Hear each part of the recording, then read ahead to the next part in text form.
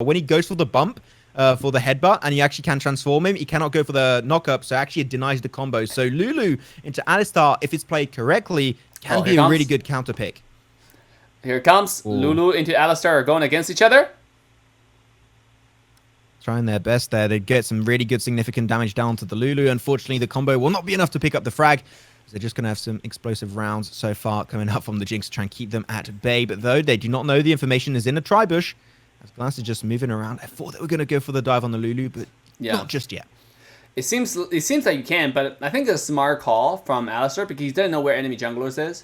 If you don't know that information, going in, Lulu shield herself, then you might actually put yourself in danger. You might actually feed the first blood. So I think that's a really smart play. Oh, look at Alistar. Look at Alistar.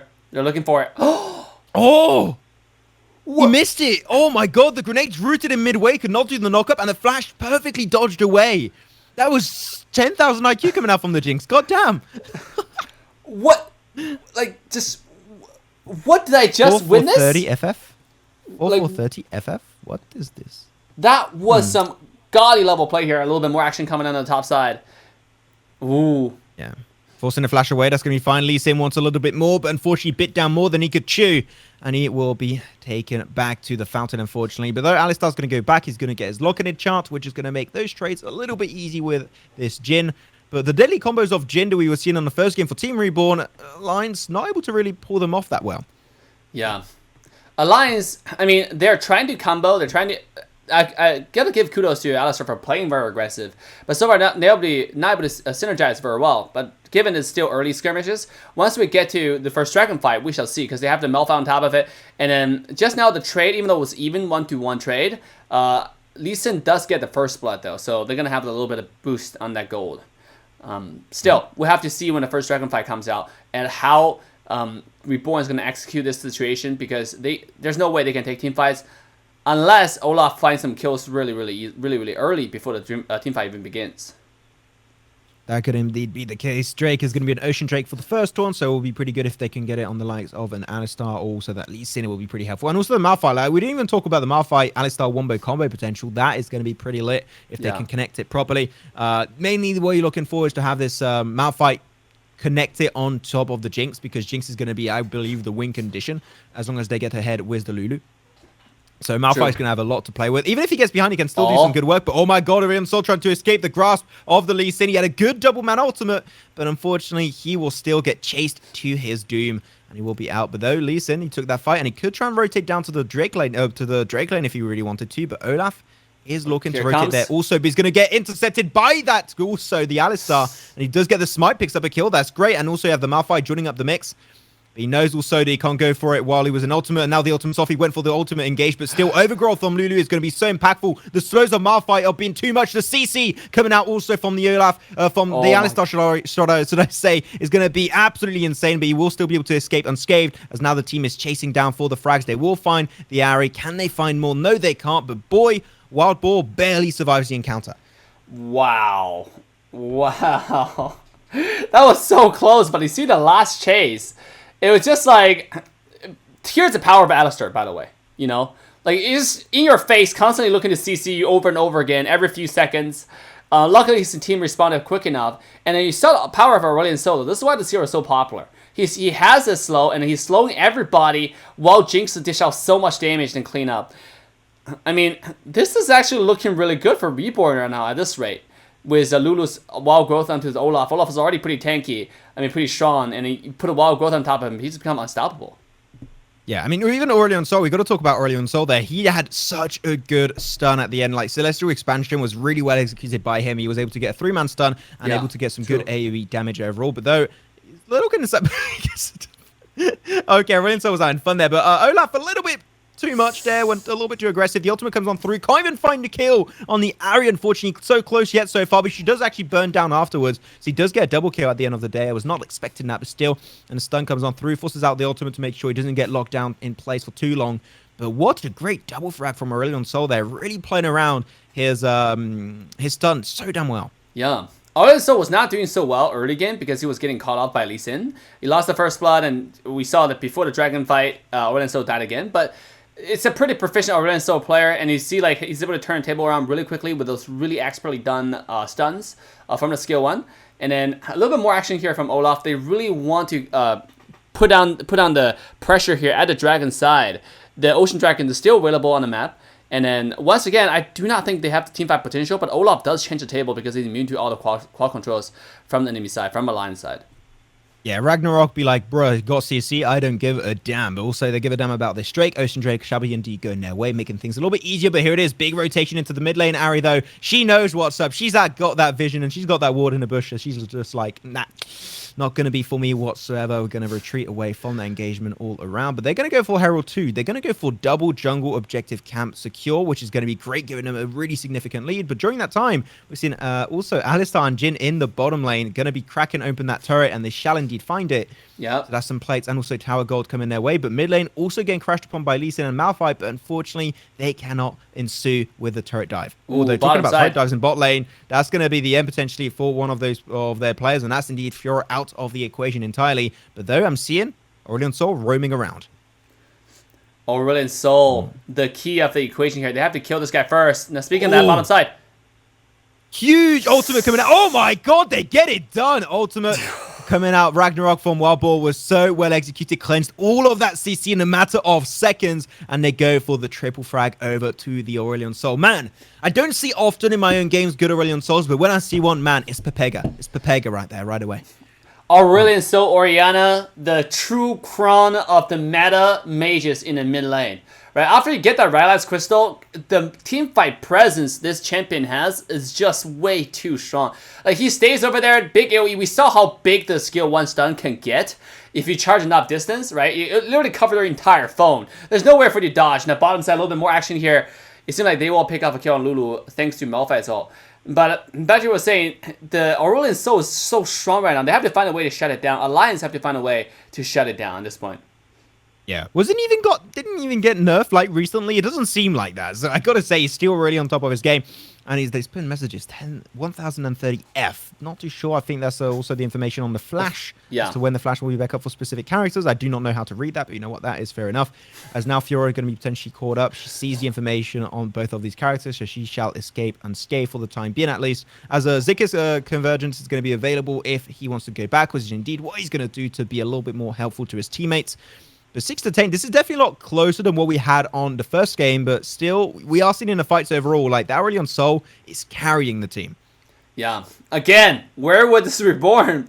I did not expect... I thought Alliance, if they win one game, they're going to be, like, in a really good position to make it out of the group stage. But if they don't win this game, if they lose 0-2 Reborn, it's going to look quite interesting in that bracket, you know? Even though they will still secure the seed going to the playoff, but it's really based off the fact that they defeated 16-bit, but they will be on an even standing with 16-bit on total score and matches. It's just that they won against them the game before. Now another team fight on the bottom side. Oh, Alistar can't do anything against an Olaf. Once he popped that Ragnarok, he can't do anything. Bumps back will study Aurelion Sol to buy some time, but unfortunately Ragnarok is going to be off cooldowns currently, and now Olaf is like, please help me, I'm trying to get the frags, he can't do anything. The Jhin goes down eventually also, and that's down to now Lee Sin and the Alistar. Great 3-man knockup, but unfortunately, without a team to follow up, that is going to be rendered useless. The ultimate comes out also from the Jinx, but it shall not connect, and that is going to be a Baron maybe that comes up in now 15 seconds. Wow, I thought that fight went a little bit chaotic for Reborn, actually. You know, Olaf was a little bit, let alone there. They could have turned around and killed that Olaf, but what happened to Alliance? I think, is there like a, pressure, too much pressure, and the players just feel too nervous, and they're playing complete out of character at this point. This is not Alliance that we know that defeated 16-bit. They were laser focused on objectives. They were actually out-rotating their opponents in the previous games, and then they were actually initiating team fights. But all those matches that we've seen today against Reborn, both matches, they're playing pretty passive. Oh, but there you go. Talking about playing passive, they are not going to be doing that. They're looking for the fight, going to be diving under the tower. Cannot find it, but he's still got Ragnarok also, so that's going to buy some extra time for him if he decides to do so. Lulu's going to be coming on the side also to try and assist him. The shield comes on through, while Drake is going to be on the minimap, and they shall indeed put their focus on it. While Fiora, they're all rotating off Fiora while Drake is up, man. Their priorities are not set straight for Alliance. Oh, here it comes! Oh, maybe. Oh, hey, if they can find a kill, maybe they do find the kill. Good job on that one. But still, is it worth losing a Draco for one frag on a Fiora that was not even doing that great in the first place? I don't know. I mean, Malphite is not a good split pusher. I think that way they kind of relieve the pressure on Malphite, and then so Malphite can rotate to next team fight. But next team fight is going to be happening around the Baron Nashor. And then Baron Nashor. How do you pronounce Nashor? Nashor? I just call it Baron. Baron Nashor. Baron Nashor, okay. Baron Nashor, like, it's going to be coming out on that, but they didn't take advantage of that kill, and then lose the dragon also, so if they didn't take advantage of the kill they got and turn it into more objectives, then I think it's a net loss. So right now, the Baron is up. We'll see what both teams decide to do. Yeah, and also you got yourself for the Alistar that's currently going for some anti-heal to make sure that the healing of the opposing side will not be that present, as Olaf's going to try and go for maybe a little bit of a healing build, but no, that is not going to work out for the Ari. She was trying to go for the red buff. Why was she trying to go for the red buff in the first place? I don't know. She's an AP character. It is not going to help them out, and they get the red buff secured for, I believe they picked it for the Jinx, which makes a lot more sense. Now she's going to get some extra damage on the board. And they're just keeping him under tower, just like, we're going to siege you every single day of the week, which makes sense. They got an ASOL, they got himself a Jinx. Like, this is great for sieging. Yeah, and it's really great for poking as well. We saw how much, like, that Jinx just melted Alistar. Like, he's not a tank. Like, are you a tank? No, I don't think you're a tank. Not in front of Jinx. And just saw, like, the Alistar went from full HP to 30% in a matter of 2 seconds. And he had to run away. Oh my! They're chasing it a little bit for kills, trying to find some damage. Like, they can't do anything. They were not even going to go for the Baron. I think they could do the Baron right now. I would say go for it. Like, just do a little bit of a bait. Like, start the Baron and then take the fight. Just jump over the wall as a team and you'll be good to go. I can imagine when the day they add Rise to the game and you can actually have the ultimate to jump over the wall with your entire team. Like, that is going to be bonkers. Yeah. Wait, be bonkers means like be really good? Be like it would be insane. It would be like, whoa, okay. Be bonkers. It'll be freaking like it'll be lit. wow. Okay, wow. Everything's bonkers. I'm about to eat some bunker ice cream. Dave stream is bonkers. We're all bonkers in the chat. Hell yeah. If you're watching Dave stream, you're bonkers. Let's go. The bunker stream. Get the bunker tournament, Bunker War of Asia Brawl. That's right. With some bunker performance from Team Reborn. You know, too much bonkers. You're too far with the bonkers, man. All we need is get Alliance on the bunker level. We're good to go. Gonna put pattern on the bunker word so only you can use it. That's how you do it. But now also we're gonna see Fiora. Why is Fiora down there? I don't know. She's on a Drake lane. She's chilling. She's doing her own thing. She's having one hell of a good time, but they are going to try their best to go for a Baron contest, I believe. Yeah. Now they see Fiora, I'm intrigued to see how Alliance going to act on this, because they know, okay, this is Fiora just not in a good position. They are so split away from each other, but we can't see them on the minimap. Like, what are they doing? They have no game plan here. They're just like, we're going to try and take a fight, and we'll see. But they have no game plan. You can see it by how they're positioned on the map. They're scared. I mean, they don't have vision, right? They're scared. They know that Jinx melts this Alistar. So even Alistar cannot step up right now. So they're just kind of scared. And meanwhile, all at the same time, Reborn just farming the jungle. They're farming the lane. You know that I think the Fiora has teleportation ready. So that's why Fiora is always split pushing, right? Because she can just teleport to the team fight anytime she wants. Look at a poke now onto the Alistar from Jinx once again. It's, here it comes. Oh my god, that's exactly the combo they need. They need to be able to punish. Overgrowth does come on through, and that's going to be the end of the Jinx. This is their opportunity, but Olaf says, no, get the hell away from us. And he's going to go for the huge burst damage. He does a lot of work, finds one kill only, but now he put everyone so low. You know that Aurelion Sol will be able to close off that fight for his teammates. Flash out away from the Jhin. He does not want to take that fight head on whatsoever. And still, that sacrifice from the Olaf was 100% worthwhile. He did so much work for his team and so much damage that then they were easily able to close it off. But now, what's their focus on? Like, their focus should be normally going on to the Drake, because it's only Jhin that should be a really big threat to them. Fiora and also Aurelion Sol can easily do that one, but it seems like they're not going to focus it just yet. No. And then also, I think it's a misplay from Jinx over there. I know she had a wild growth on, but it ended up to be like 3 for 3 trade, I believe. But Jinx died is not good, right? Because Jinx was just like, he had a wild growth on her, and she just like started running into the entire team. Like, yes, you're like the giant, in this entire little dwarf world, but it doesn't mean like you're that tanky. You're still a marksman. The wild growth just give you a few hundred extra HP. That's just a matter of 1 or 2 auto attacks from the enemy. Yeah. I mean, it was definitely an overstep. Like, that was a big mistake coming out from there. And that's exactly how Alliance can come back into this game. They spot a player out of position, punish that, and then take the fight. Unfortunately for them, Olaf is just way too damn good at the game right now. And he was just able to just stomp down everyone in that engagement. So they still got to be very careful about being able to CC up him. But unfortunately, Ragnarok of Olaf makes things a little bit hard for Alliance to deal with. So hopefully they can find a way. Going to see the Drake lane getting pushed up there. Might be losing their second turret. Asol is up there too, but he is solo. This might be a good opportunity for the side of Alliance to pair up on top of Asol that's been causing so many issues, but they're just so spread. Where is Lee Sin? He's nowhere to be seen. The rotation path of Alliance is non-existent. I mean, I think right now at this point, players are under a tremendous amount of pressure. So, like, back to my point, to think that players are actually thinking the game is actually really rare, right? Usually players in the game, because of the amount of pressure they're enduring mentally, it's really hard for them to think. That's why as coaches, the team, they just train the player to think on this beforehand, but here comes another team fight. Man, Overgrowth and Ragnarok on top of the Olaf. He's unstoppable right now, but he's still taking so much damage, and he goes down first. The Jinx will follow closely in his footsteps. Wow. As now He's just going to be chasing out the remaining players of the opposing side of Alliance and taking them down one by one by one. And that's going to be also the Malphite taken out eventually. And Ari's just going to have to go back close into the river. Like, what an engage. But Olaf, even though once again he had Overgrowth, the shield, and he had Ragnarok, and he still wheeled down so quickly. He got melted. Yeah, he does. I mean, at this point in the game, you gotta respect everybody's damage, right? You gotta respect the Ari's damage. You gotta respect Ari's a mid-game hero. Ari's a Stoneball hero. Her late-game burst maybe not that high because everybody started building magic resist. But mid-game, Ari's really started to shine. This is where she snowballs. Same as Jing. Like, everybody's doing quite a bit of damage. Once again, I think they're too overconfident of how tanky they are.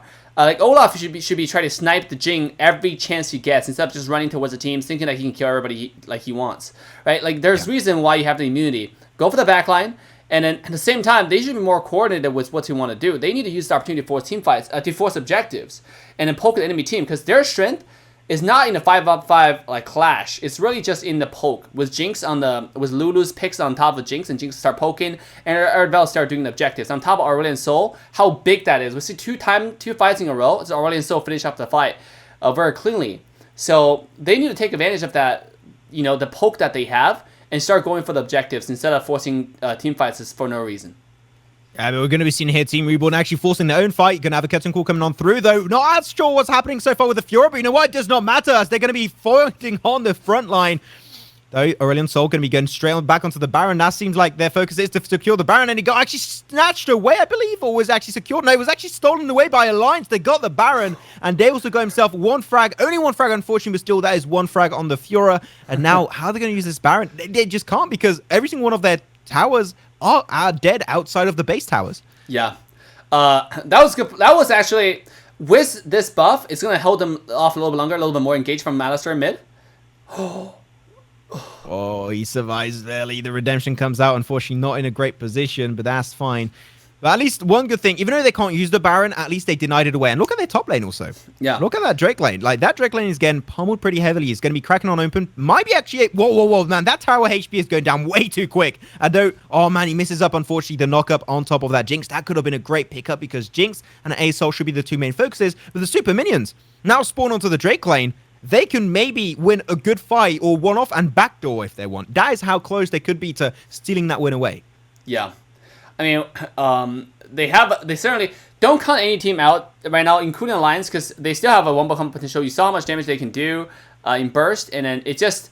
But I don't think I see Malphite land all really well. So I'm hoping to see a good Malphite outcome in the next team fight, especially right now as Elder Infernal. And here it comes. Yes!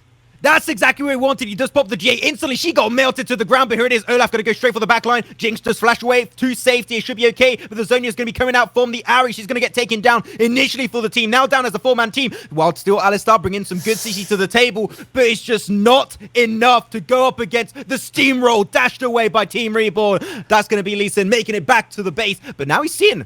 They're going to finish. I can maybe push the top lane, but you know what? Against a four-man squad pushing without the Olaf, there's no way Lee Sin makes that happen, and we shall indeed have a 2-0 in favor of Team Reborn.